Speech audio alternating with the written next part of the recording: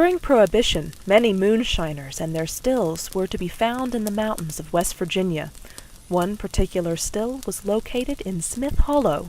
The owner was Charlie Smut, a very eccentric man. Charlie was a bachelor and had only one good friend, Jim Hayward. The two lived together in an old weather-beaten shack at the head of Smith Hollow. Jim was the only one who knew about Charlie's still. Charlie would only go to the still at midnight while Jim stood watch.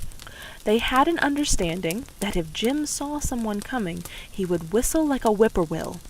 On several occasions, they used this signal.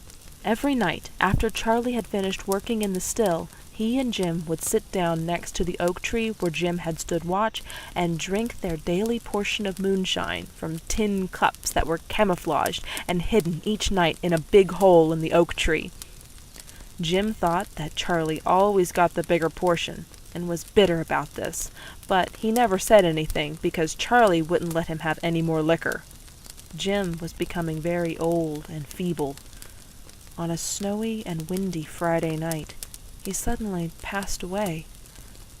Now Charlie was all alone, but he never failed to make his midnight excursions to the still.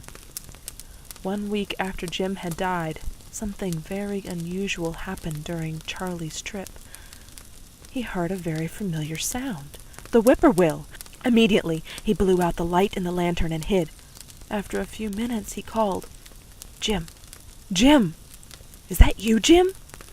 In return, Charlie heard the sound of a whippoorwill and the clatter of tin cups. Then all went silent. Every Friday night the same thing occurred. On the first anniversary of Jim's death, Charlie made his usual trip up to the still, but this time something else happened. After hearing the usual clatter of tin cups and the whippoorwill, Charlie glanced over the old oak tree.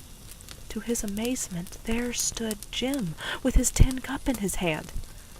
"I finally got my share of moonshine," Jim said, and then he disappeared with the tin cup in his hand.